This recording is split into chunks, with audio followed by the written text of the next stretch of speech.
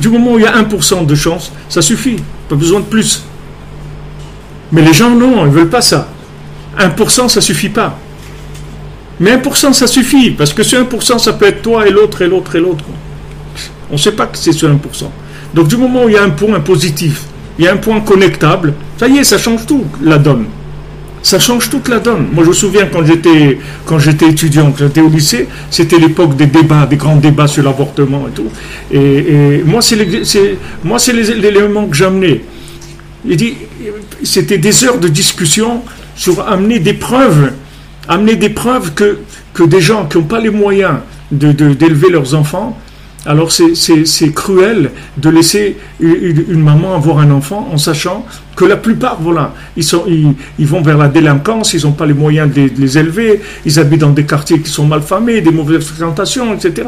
Ils n'ont pas les moyens de les nourrir normalement, etc., etc., etc. Donc, il y a un maximum de possibilités de délinquance. Okay.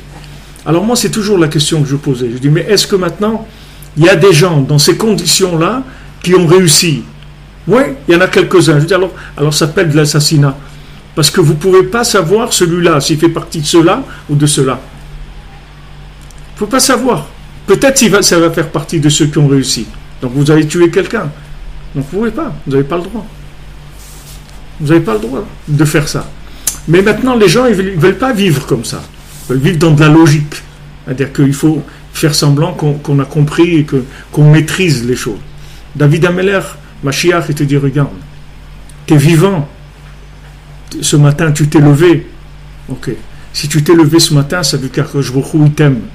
Parce que s'il ne t'aimait pas, tu aurais oublié de respirer pendant la nuit et ça aurait été terminé. Donc si tu t'es levé ce matin, c'est que je il t'aime. Ça veut dire qu'il y a quelque chose en toi de valable que Hachem il va entretenir puisqu'il te donne une autre journée à vivre. Parce que s'il n'avait aucun intérêt chez toi, c'est-à-dire s'il savait que c'était quelqu'un que tu vas rajouter tous les jours du déficit, il t'aura enlevé de ce monde déjà.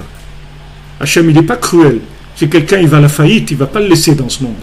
Donc si tu es vivant, ça veut dire que tu es quelqu'un qui est capable de réussir. Sinon, il ne t'aurait pas laissé ici. Donc tu dis le matin, tu te lèves, tu dis « Merci mon Dieu que tu m'as rendu mon âme. Je te remercie parce que ça veut dire que tu m'aimes. Ça veut dire que tu m'aimes et ça veut dire que j'ai une journée de réussite devant moi. Maintenant, aide-moi à réussir cette journée.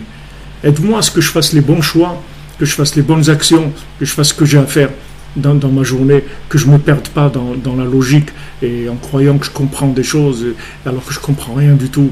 Je ne sais rien, je ne sais pas choisir, je ne sais rien du tout. Je te demande de m'inspirer par le mérite des tzadikim, sois avec moi, ne me lâche pas, etc. Maintenant, voilà, si tu fais ça, ça y est, tout le reste après, c'est des détails après. La journée, c'est un détail.